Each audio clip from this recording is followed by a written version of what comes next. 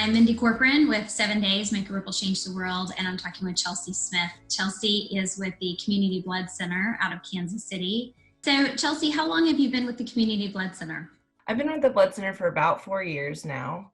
I began as an account manager, actually planning blood drives for 7 days. Now I work as the outreach and communications coordinator. Okay, and what do you love about the Community Blood Center? I love that I get to go to a job every day that makes an actual difference. I had a few jobs out of college that weren't for me, and I landed at CBC and realized that this save a life right here, right now thing is actually real, and that's what we do every day. And it's just a privilege to get to do that, to get to be a part of that team, especially right now. It's it's a privilege. Tell me what the difference is between an account manager and then the outreach. What are you doing differently now that you're in outreach? So our account managers, we've got 11 of them. And so that's 11 territories throughout Missouri and Kansas that we plan blood drives in. And each territory is manned by an account manager. So when I was an account manager, I ran the Kansas City territory.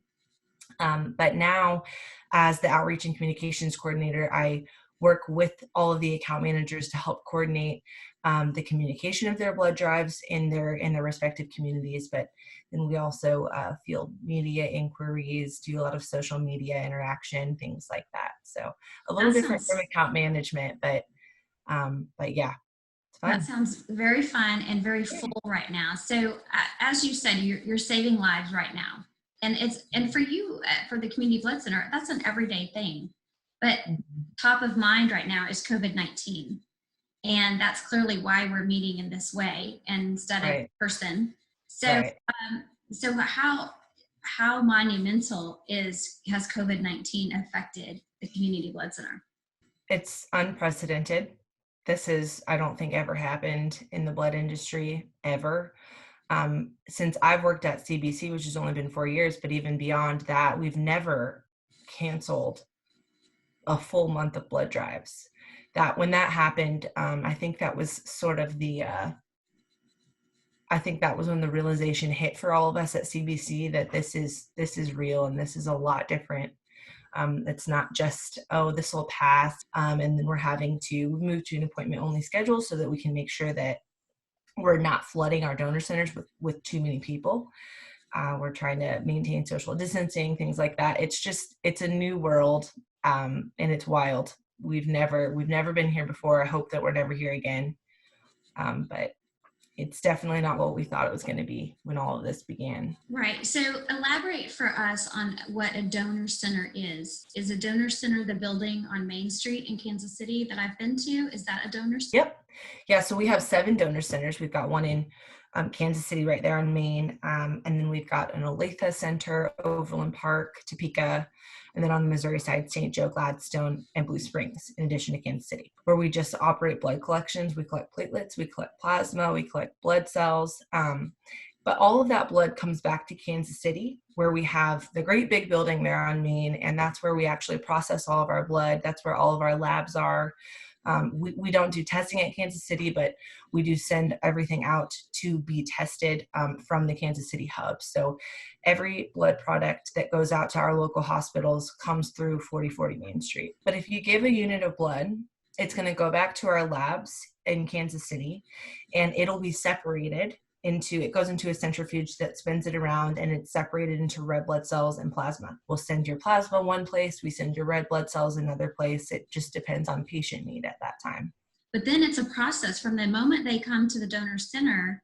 How much time does it take to get to someone who needs it? What's that time frame? The turnaround for something like platelets is a matter of days. You could donate platelets today, and then in 2 days it's being transfused into a patient. Okay. Blood is a little bit different, but we have more of a window with blood. Blood lasts 52 days. Platelets last 5. Okay. So so we have a quick turnaround on platelets. They take priority. We get them tested really quickly and sent out to hospitals. With blood, we do get that tested quickly as well, but it has to go through the process of being separated and things like that. So by the time it reaches a patient, it's probably been if there's an immediate need for that blood product, it's probably Right. no more than 5 days. Okay. No less than 5 days. You're always one of our charities, and we call you a charity, but you're one of our partners, and Yeah. it's a blessing because you all are kindness. I feel silly saying, and so how does your mission talk about kindness? Because you're saving lives all the time. But what is your mission statement? What do you say your mission statement is? Oh, you're putting me on the spot. It's to collect and provide blood products to hospitals locally in Kansas City. It's bigger than that, more detailed than that. But in essence, our mission is to collect and provide safe blood products for patients in our hospitals. And so, do you know a date yet when your mobile units will open? Right now, we have not removed our May blood drives from the calendar, and neither have our businesses or churches or community groups that we're working with. All of our May drives are still on the calendar as scheduled because we simply don't know what to expect. Of course, we're starting to see some blood drives fall off, which makes sense as businesses are extending their work from home periods and things like that. But we're it's a wait and see right now. So what do you need from people like me and just in general? What's your request of anyone listening? So right now we need people to sign up to donate blood tomorrow, the next day, next week, next month. One thing that's unique in this time is that since our appointment schedules are consistently full or close to full every day, people can look at that and think, oh, well, if you have all these people coming in your centers, you don't need me. That's not true at all. The nature of the blood supply is that we constantly have to replenish it. We can't collect a whole bunch of blood here and then keep it for, the next year or so in case we have a shortage. We can't do that. We have to have a continual flow of blood, pun intended, coming into our centers at all times. So even if you jump online today and want to make an appointment, and we do understand like the need there's very few things right now that people can do to help. We're all kind of just stuck at home and with not a whole lot to do, just waiting on the next directive from the CDC, it seems. But one way you can help is through donating blood.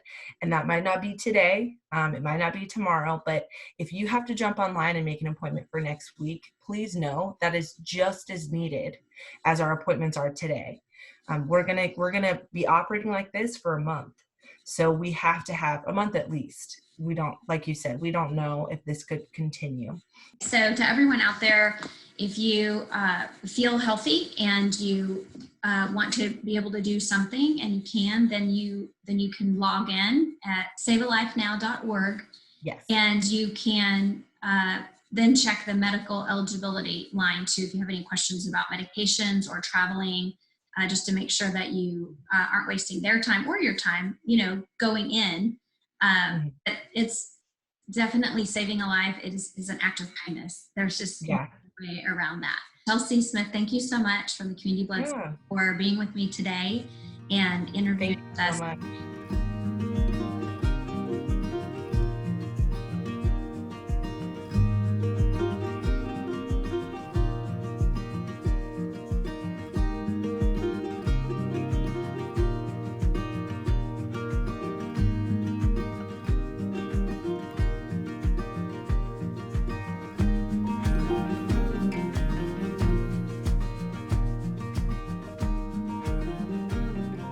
We unfortunately have similar stories, and we have that in common as well. So Megan, tell us who you are and how you're associated with the Spencer C. Duncan Foundation. Well, my name is Megan Duncan. My son, Spencer Duncan, was killed in action in Afghanistan on August 6, 2011. He was the door gunner on a Chinook helicopter that was doing a special ops mission. They were shot down and everyone on board was killed. There were 30 Americans, 1 military working dog, and 7 Afghan nationals. So our lives, Spencer was our oldest child, he was 21.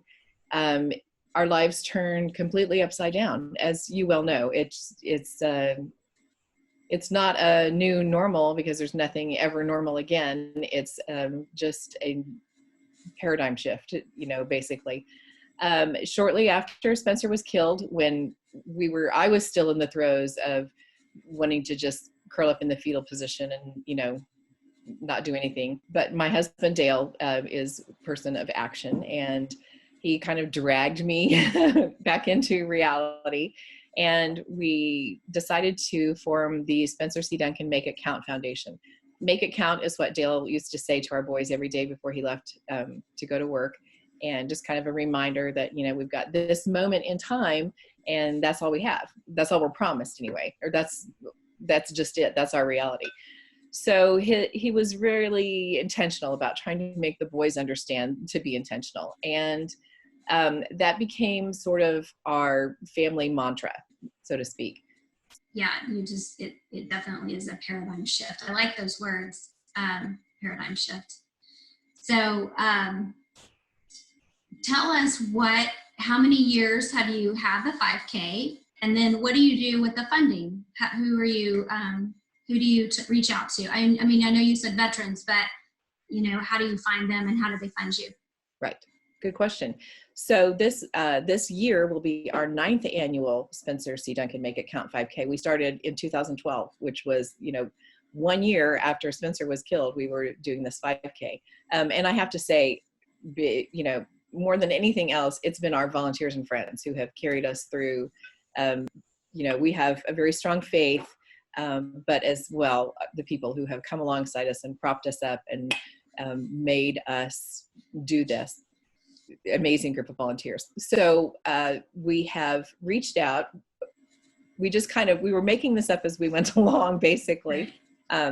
My passion is education, and Dale's passion, his passion is post-traumatic stress for our veterans and some relief from that, and also homelessness. It seems just ridiculous that we have veterans who have served our nation who don't have homes. It's mind-boggling.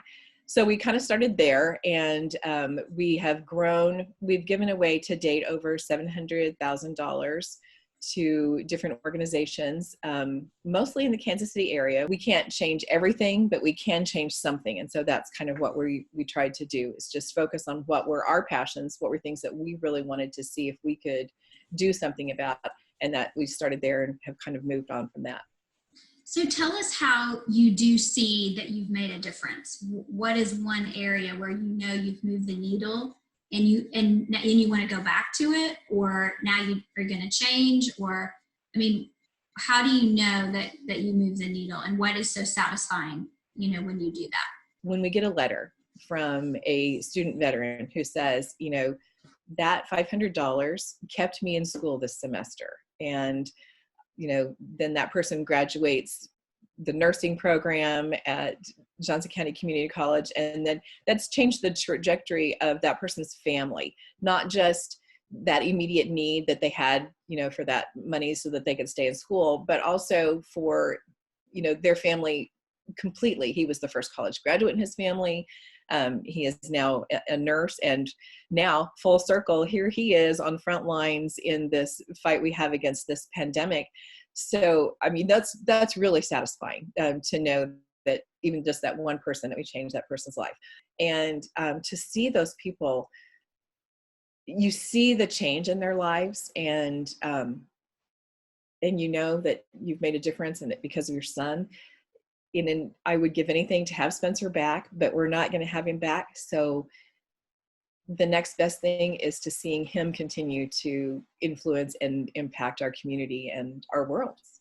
And yeah, that is beautiful. And that's make a ripple change the world. So, exactly. Yeah, exactly. That's great. You all have, what you do fits so well with what we do, and just helping humanity one person at a time. And I love that that person in particular, that veteran in particular, who helped finish school and he became a medical professional, and you know that, and that is so satisfying. And I know what you mean. I would give anything to have Reed back and my dad, but we sit in reality and we go, okay, how do we fill our bucket and fill our heart when we don't have that? We have to paradigm shift. Right. Like right. Exactly.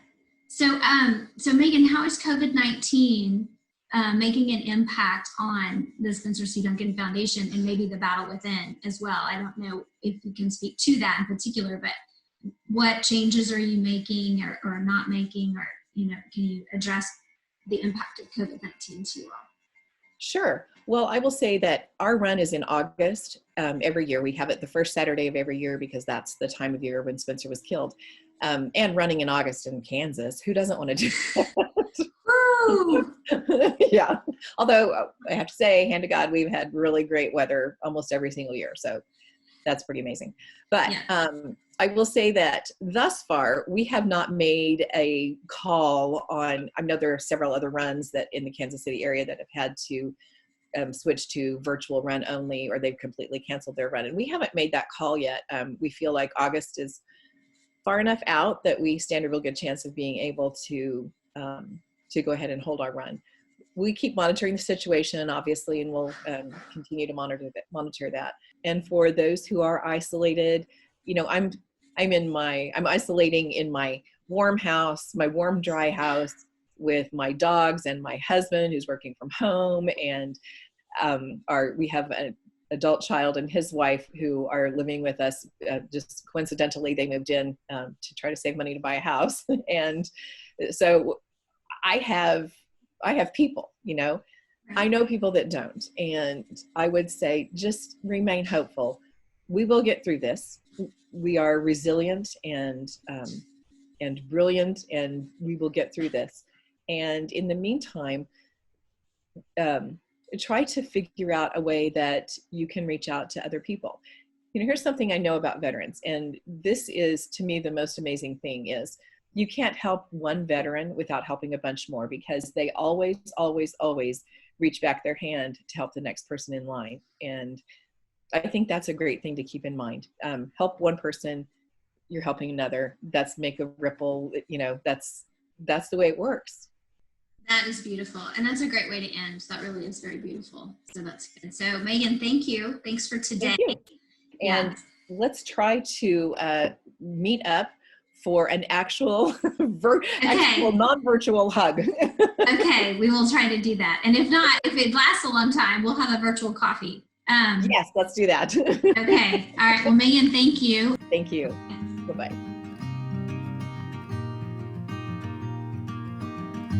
So actually, a positive that has come out of this and us doing this interview is we have more time to talk to you. Yay. Yeah, and more time to hear about, who is Cassie Sands and what is MOCSA. So I'm going to start with that. Just let us know who you are and how you got to MOCSA. Sure, happy to. I'm Cassie Sands. My role at MOCSA is the Vice President of Development. So my role is to help raise the funds that we need to achieve our mission. And our mission is to support survivors of sexual assault and abuse, and then work to prevent sexual violence in our community. So my role is to help raise those dollars, and the dollars that we are typically focused on are grant revenue. So we get a wide mix of government and public and private grant support. And then the other component that we are always working towards is raising our individual and corporate sponsorships and individual support. So we do a lot of work, and my team does a lot of work on the government grant side and the grant writing component and grant management. And then really having special events, donor outreach events and appreciation events and stewardship work to really engage more individual and corporate sponsors for our events and just for some projects that we do. Did a lot of giving advice and support to nonprofits who were looking to expand their fundraising efforts and maybe put good tools and administrative supports in place to really professionalize their offices. A lot of times, and you know this because of the work you do, a lot of times personal impact and personal passion is what comes first with nonprofits. And that's hugely important. It drives people's work, and it drives people getting up every day and putting 100% into that work. But a lot of times they need some help putting the professional components in place, accounting and fundraising and that piece of it. So that's great. So how many clients does MOCSA have on average? Sure. So we have 3 core programs. And so our clients are predominantly in our first 2 program sections. So we have counseling. We provide counseling for adults and children and their families who have been survivors of sexual assault or sexual abuse. And so we see over 1,000 kids and adults and families every year through our counseling services. And then we provide advocacy support. So that's support for survivors after they've been sexually assaulted. Many of them will go to the hospital and get a forensics exam at the hospital. So we're there really from that moment. If they choose to have us in the room with them, we will hold their hand and be with them through that process. And then we, the advocate staff, are there for clients as long as they need us after that. So after a sexual assault, there's a lot of things that can really impact your life. So let's say you need to break a lease. Maybe you were assaulted by somebody in your apartment complex and you need to get out of your lease and move. You need help navigating that. You need help and need support navigating the court process and the criminal justice system, and maybe being interviewed with the police, or you need time off work in order to take care of your mental health or physical health. So really helping you navigate all of that. Our advocates have so many resources and so many skills at really helping people cope. And so the double kind of work of counseling and advocacy is super important after that kind of traumatic event has happened in somebody's life. Then the other component of the work we do is the other part of our mission, which is the education and prevention piece. And so we total on the counseling and advocacy side serve, maybe 2,500 people a year, depending on the year. Our education and prevention side can serve 60,000 plus because we're in so many schools. I think we're in 30 plus school districts, and we go to so many public events every year. So we're really out there helping educate kids as young as kindergarten and all the way up through college with really age-appropriate messaging and ways to engage kids so they understand from early ages body safety and finding a safe adult to talk to, all the way up to our youth-led prevention and Green Dot prevention programming in middle school and high school. It's really talking more about dating violence and appropriate boundaries, really just helping give kids a voice to identify the things they see that don't seem appropriate in their world, and helping find ways that they can step up and influence their friends and peers to make their school safer. So a wide range. I think last year we served almost 70,000 people total. That's way too many people that need your services. I mean, I'm glad that you're serving and available to that. But that makes my heart sad that many people need that kind of care. What does MOCSA, the acronym, stand for? Sure. It's the Metropolitan Organization to Counter Sexual Assault. It was established 44 years ago as a nonprofit. And so we've been around as a standalone rape crisis center for that long. And that's, we have the reputation and the ability to serve the number of people we do because of the stability and the just the trust that people put in us and have put in us for that many years. That's fantastic that you have been around that long, and it's neat that you are there now. I'm curious about how we can help you. So you get the chance to be showcased as one of our charities. So how do you seek help? Sure. We couldn't do what we do without community support. So there are many ways people can help. I would say one of the biggest ways that people can help is volunteering. So we need, and we have over 200 active volunteers helping us every year. So one of the key components of our work is our crisis line. So the easiest way to get connected with MOCSA to get any kind of services is through our 24-hour-a-day crisis line. It's answered anytime, all the time. And we really need staff and volunteers to help do that. And so a big piece of that is we provide 40-hour training. Part of it is online, part of it's in person. So people really feel comfortable being able to provide that kind of service on the crisis line. And then in normal times, not like we're in right now, but in normal times, we're also sending volunteers out to hospitals as the first person that survivors are seeing at the hospital and connect. That's the first person that connects with them at MOCSA. And we have volunteers who handle that for us along with staff. So that's a big component. We also have volunteer opportunities for people who may not want to be frontline providing those crisis line and in-hospital services. We have lots of event support that we need. We have some administrative options.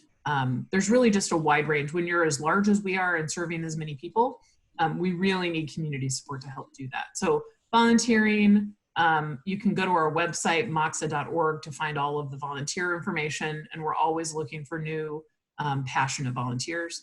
And then the other big piece that I think every nonprofit is always looking for is financial support. Sure, that's, I mean, you know this is your work as well. We all need the financial support to continue with our mission. And it is one thing because we need the dollars. The other piece is it really shows the community engagement and the community support of the value of our mission. Great, that's fantastic. Cassie, thanks again. I appreciate your time today. Wonderful. Well, this was great. Thank you so much. You're welcome. You're welcome. It's very impressive, and I hope you and I can continue just our personal relationship too in the development process. I appreciate your help. Absolutely. Yep. I'd love to get together when we can again.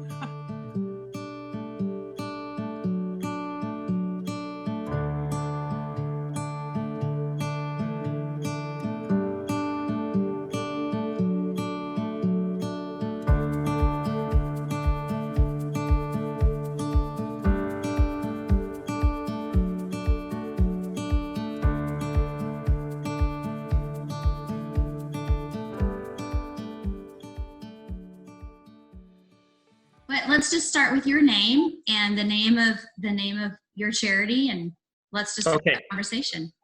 Yeah, sure. My name is Rob Ryman. I'm one of the founding individuals in the organization that launched in 2013 of the Giving Growth. It was spun out of a ministry at Church of the Resurrection. Their hunger ministry, a couple of the people that were running the program out there, they decided to think about what they had discussed, do a little bit of praying, and came up with this notion of, wow, what if we taught people targeting low-income neighborhoods to grow their own fruits, berries, and nuts in a very sustainable way? Again, this notion of how do we provide the fish for a lifetime? And so rather than jump right into it, they decided to get as many smart people around and kick the idea around a little bit. And somehow I got invited to that meeting back in the day, in part because I had been growing my own fruit trees in my yard for a lot of years. And I was also running a kind of a separate but related ministry at a different church. And so I got invited to attend, and I got really, really enamored with the idea. I was really jazzed up. So we learned, we basically built a business model around just a few basic tenets. It has to be done in a way where the food is designed for the neighborhood, not an individual, not a family or a couple of families. But probably the most important thing is it needed to be tended to by the village, by the neighborhood. So that really is having buy-in from the people that are there locally. That's the key. And part of that buy-in means we don't push into a neighborhood, we get pulled into the neighborhood. Okay. So our outreach really looks more like awareness building. Let us share with neighborhoods the potential, how it works, but we don't want to do it unless you really bought in. The second element was, and we created what is called, we refer to now as our stewardship model. The trees have to be stewarded by the community, led, managed. We don't do it. We are mentors and teachers. I like to think of it as we provide all the resources to make them successful, and the resources being the education on how you do this and how do you do it in a fairly simple way. So how many, do you call one section, one area a grove? And so would my question be, how many groves, how many giving groves do you have? Is that how you asked that question? Okay. Yeah, so in Kansas City, we have 188 little neighborhood community orchards. That's amazing. I had no idea you were going to give me a number over 100. That's fantastic. Yeah, we're pretty excited about that. It's taken off. It's going really well. So we're pretty excited about the fact that while our original goal and mission is really equipping people to grow healthy food, that it's much bigger than that. And by the way, I'd also say from the beginning, it's always been, how do we do this in a planet-friendly way? How do we care for the world we live in? So let's only do this if we can improve the world that we live in. But the part that has been so profound for me is the community that's developing around each one of these individual orchards. It's just been a wonderful surprise for me, I guess. And it's just been it's always fun for me to be part of a community celebration, because we do encourage that. While we try to equip a community with the resources to learn how to grow the fruit trees, we also are trying to equip them with the resources to engage the community in the orchard. So that's part of our programming. That's fantastic and very beautiful. It sounds like it fills your bucket, your spiritual bucket, and theirs as well. I've got my final question is really about COVID-19. And the reason that we're meeting in this way is because COVID-19. So I need to ask this final question. And it's personal. First, it's personal. I'd like to know, how has your commute changed? What are you doing instead of commuting? Or did you commute? And what's kind of changed in your day? And then what's happening in the orchards? How are you all managing that? And how are the villages managing the orchards and the responsibility of caring for them when we aren't supposed to be coming together, or at least in close proximity? Well, we have 188, and I'm always pleasantly surprised when somebody reacts the way you did and said, wow, in a Kansas City alone, 188, I think we're just getting started. Mm. All right, so while I'm happy that we have 188, we have a lot of work to do. There are many neighborhoods in our city who struggle, and I think this year in particular, it's going to be a difficult year for a lot of families in our community and across the country and around the world. The food that we've been providing in many of these neighborhoods, I would say over the course of the last handful of years, has very much been appreciated. People are happy that they have access to free, healthy food that they know is clean of chemical across the street. We do 10 to 15 projects every planting season, and we may only do 5 or 6 this spring. So we'll make the best of it, and I'm glad that we can work still with some communities to do it. That's really fantastic. That that you started in time for something like this, and that you already have a plan, and you have that in place, and that you do have communities already engaged. So that will be helpful to, I think, partner with the new cities, the new communities.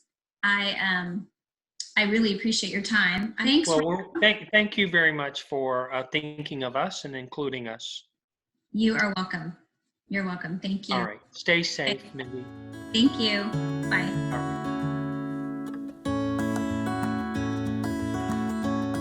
So Christy, I am Mindy Corporon with 7 Days, Make a Ripple, Change the World, and you are representing CCVI. So if you would start with you and your role at CCVI.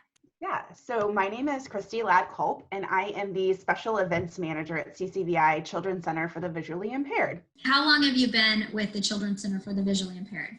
I have been with CCVI for 6 months, I think now. So.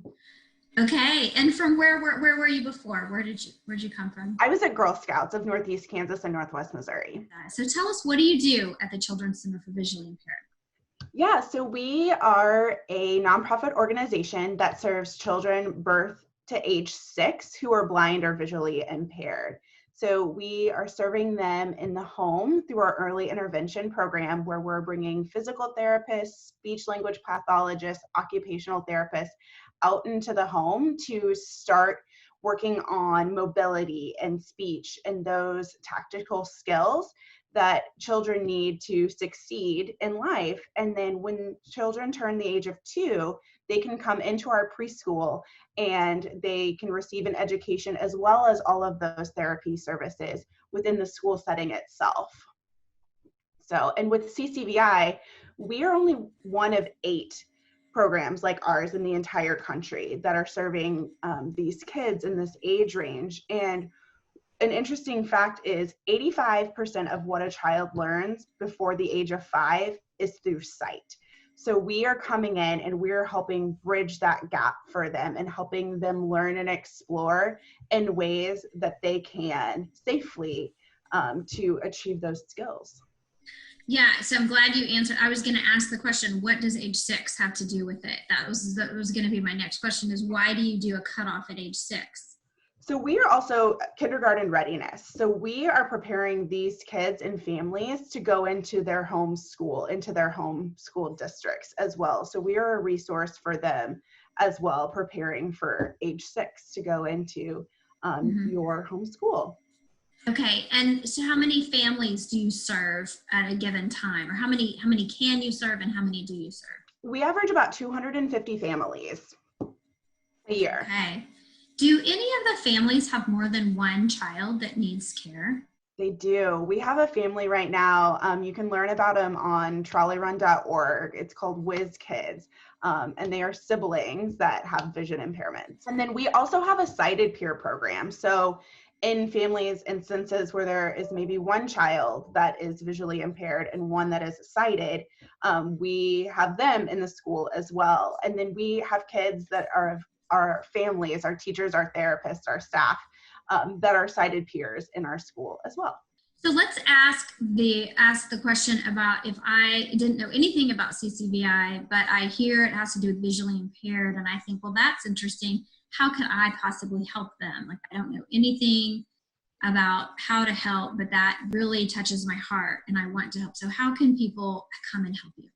Yeah, you can visit ccvi.org and fill out a volunteer form. We are looking for people of all ages and abilities to come in and volunteer in our classroom. And sometimes that looks like an appointed position where you come in and you have designated days and times that you work in our classrooms, or sometimes it's as needed basis. So we would love to have whoever come in and help us out.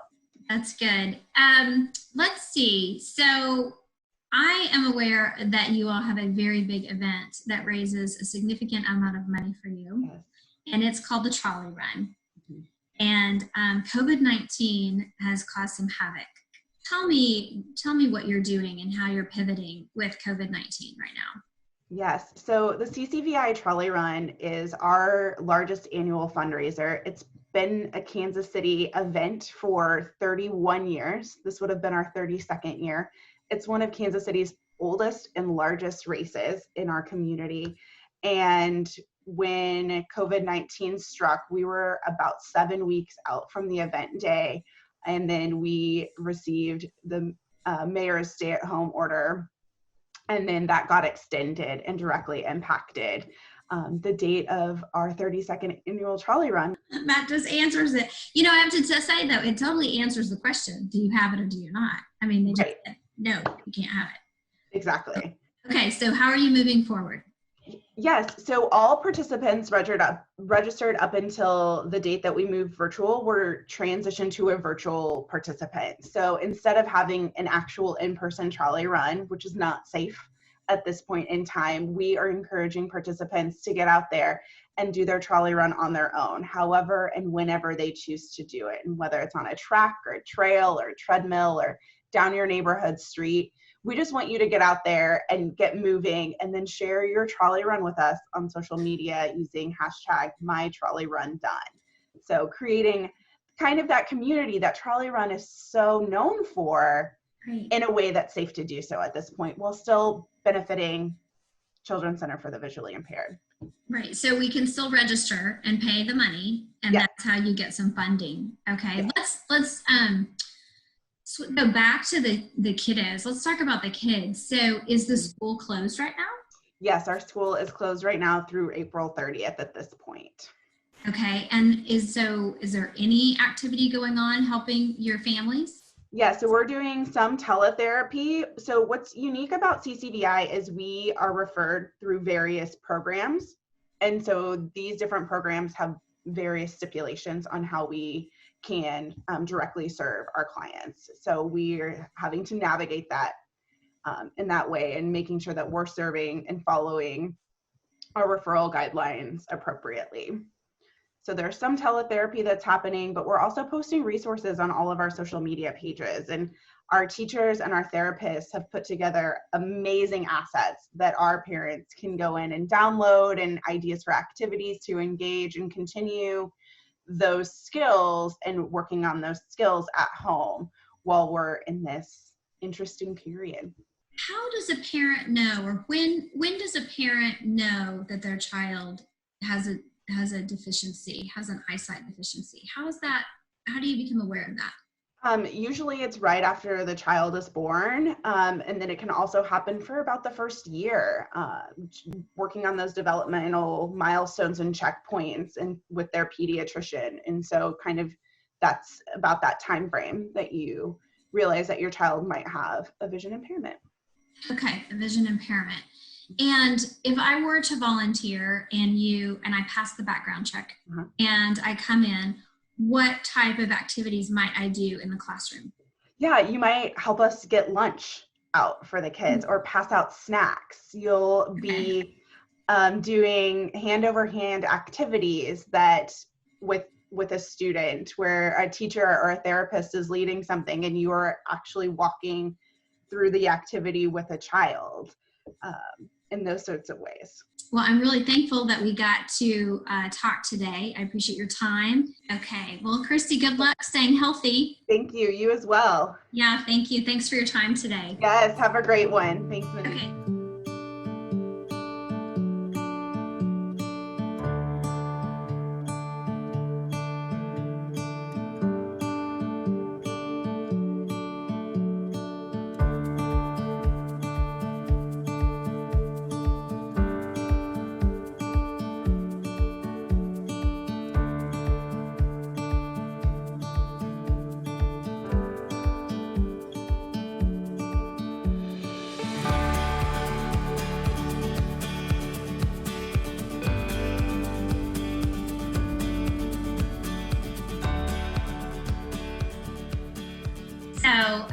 Don Goldman, thanks for joining me. You are representing Jewish Family Services today, and we're very grateful that you're participating. So tell us about you and Jewish Family Services. Sure. Well, thank you. I wish we could be doing this in person, but clearly current situation requires that we all separate, and many of us, I'm working from home. So I guess we have been living this way a little more than 3 weeks as we're recording this. And JFS, helps people in times of crisis or even just ordinary challenges of life. And right now, the ordinary challenges of life are some of the greatest challenges. But for JFS, we had to flip our whole model over a weekend. Basically, because I think of us as a high touch agency. So for example, we serve, or we did serve, now we'll be serving a lot more, over 450 families a month in our food pantries. And we did it in high touch, meaning we shopped with them in our pantry, which is like a little grocery store.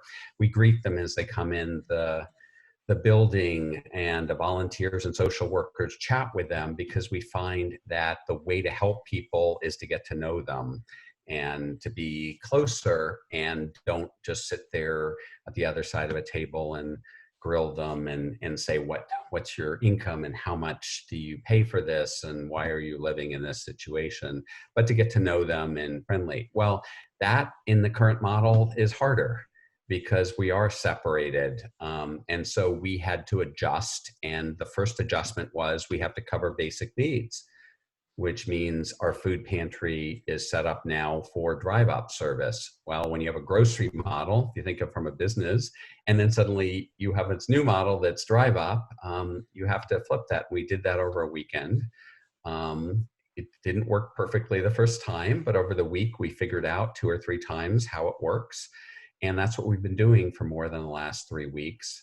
And now we're in process of 2 things, developing choice in that model, because when you walk around a grocery store, you look and you think, oh, I think I want that, or I want this. And that's how our model worked.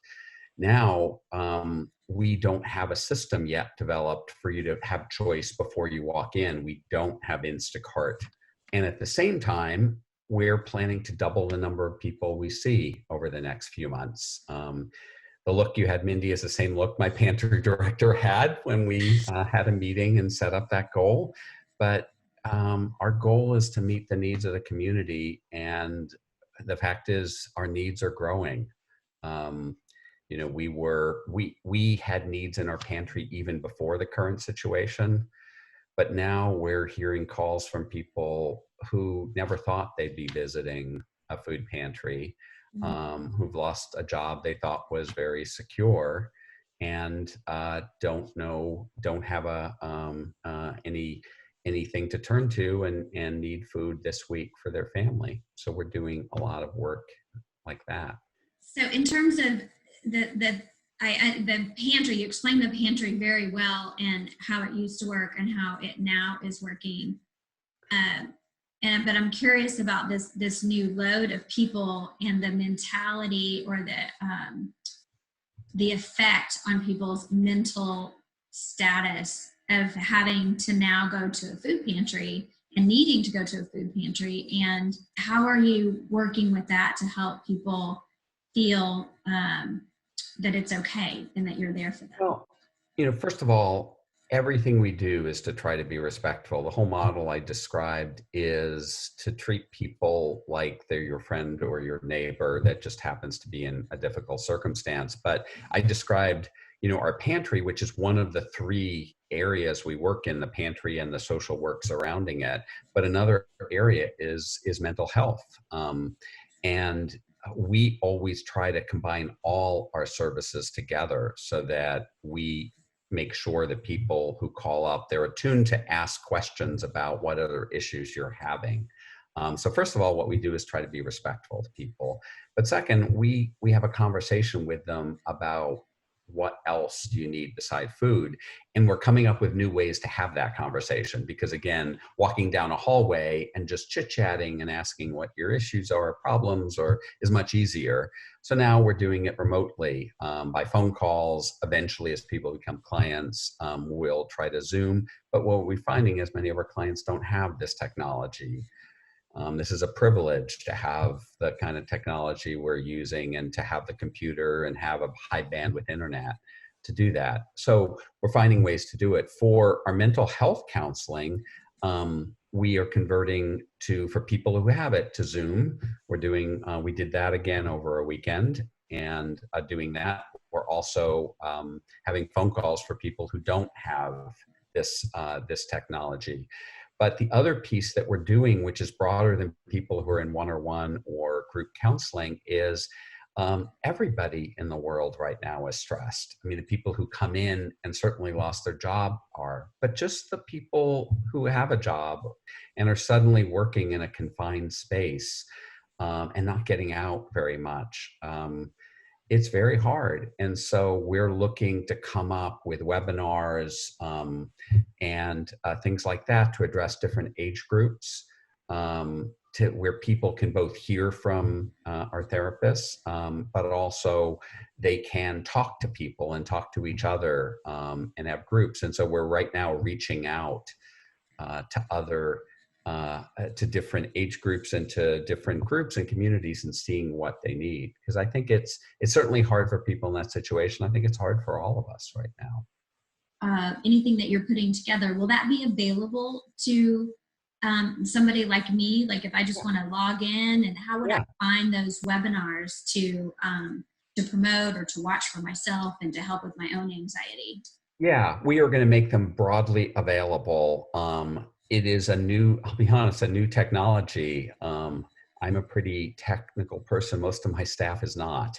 And so we have had to learn really quickly about not just a Zoom meeting, but how do you do a webinar, what length of time works for people. But yes, we're going to make them broadly available for the community, even if we start them and do them with a group that is, part of a group for a certain time during the day. We will record it and make it available for others. Right. Wonderful. Well, I really appreciate the Jewish Family Services and all the tenants where you help people, and we will be sure and broadcast this so that people know that the need is there. And we appreciate you. You are changing the world. You're making a ripple and changing the world. I mean, I feel silly asking the question, how are you changing the world? Because everything that you do by touching those people is making a difference.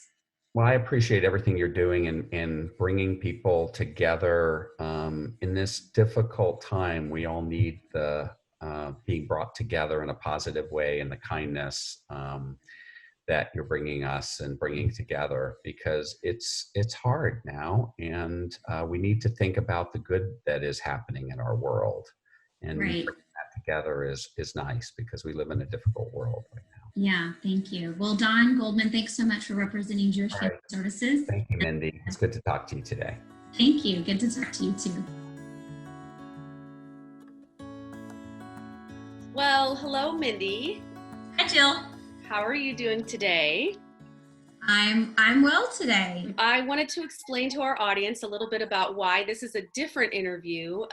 For our 14 charities, Mindy has interviewed a representative from each of the 14 charities, except this one, because we really thought that this year it made sense to have Faith Always Wins be actually one of our 14 charities to engage in. And so we flipped roles. And so I'm going to interview Mindy about this one. So Mindy, why don't we just start at the beginning and tell us how Faith Always Wins Foundation started, and why it was important to you. Well, it's interesting that we're interviewing on April 14th too. That happens to be the day today that we're interviewing. And on April 13th, 6 years ago, a white supremacist went to the Jewish community campus and was intent on murdering Jews. And he wanted to murder a lot of Jews. But what happened is he murdered two of my people. He murdered my dad and my son. He murdered William Corporon first, and then he murdered Reet Underwood. My dad was 69, and Reet was 14 years old and a freshman in high school. And the shooter shot at other people, luckily not hitting any of them, but scaring them to death and, causing a lot of damage in them emotionally. So we asked people to donate to Operation Breakthrough. We asked people to donate to Boy Scouts because Reet was in Boy Scouts. We asked people to donate to Church of the Resurrection, to the kids area. That was immediate. That was an immediate reaction, was where can money be funneled? So that's why and how Faith Always Wins was created. It was created because people were murdered because of their faith, because someone thought that they were Jewish. And I just wanted to create something that would do good for people, and it would be about faith, and that's how Faith Always Wins came to fruition.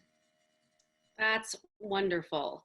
It's a horrible reason that something has to happen, but it is wonderful. And there's not a day that goes by that I talk about you that somebody doesn't say what you have done is amazing. So thank you for doing this. Really, I think you need to take pause and understand that what you have done is amazing. It's a non-tangible. And so can you talk for a second about what that has been like, trying to get this message out of what you're doing and how important it is? Yes, the mission statement of Faith Always Wins evolved. It took time and it evolved. But in year 4 and 5, the Faith Always Wins Foundation board settled on promoting dialogue for the betterment of our world through kindness, faith, and healing. And those are the 3 pillars, the 3 tenets that you were speaking about. It is very difficult to measure. Have we made a difference in kindness, faith, and healing? And all of those are so broad and can be looked at in a variety of ways. Our focus is on increasing kindness. Our focus on faith is helping people understand different faiths. I know so much more about my own faith because of what has happened and explaining my faith to other people and listening to theirs. So that's the faith component. And then there's healing. Everyone heals differently, and healing is important because I think healing touches faith and healing touches kindness. The difficulty that we find is that they are difficult to measure. They are hard to measure. And I'm speaking in that way from when we try to raise money or we try to get grants. And so we try very hard to be loud and have a loud megaphone about the importance of kindness, faith, and healing. Wonderful. Can you talk a little bit about purpose and why you chose to do 14 charities and partner with them? Right. Well, I learned very quickly within the first 6 months of our grieving process, we were grieving differently. And I did find my Onward by creating engagements, creating Let's Make a Difference, creating the Faith Always Wins Foundation. And that has been my Onward, Faith Always Wins, and the creation of our big flagship event, 7 Days, Make a Ripple, Change the World. But I don't think that everyone's going to find their Onward with Faith Always Wins. In creating 7 Days, Make a Ripple, Change the World, our last day of that whole experience is called Onward. And it's about helping people find their Onward. So what you do in my brain is I connect Onward to 14 charities, one of which happens to be ours this year, Faith Always Wins.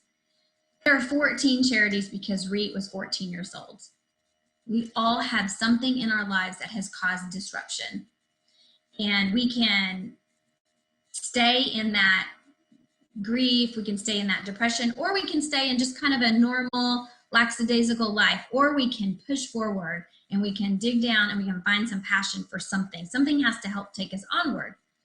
So, Mindy, you were talking about the faith component, and I know one misconception that I have heard is usually based on that faith word. Can you talk a little bit about what faith means within the Faith Always Wins organization? Yes, thank you. That's a good question.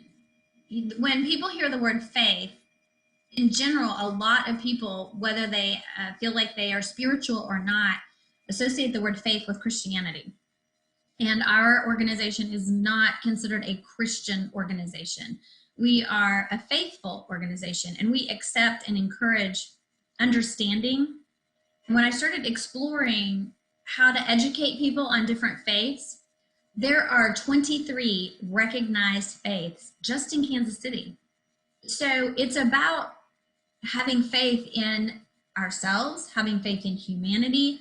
Was it born from my faith of Christianity and how I grew up? Yes, it was born from that. But the importance of what we do around faith is respecting one another's faith process. I think that's it.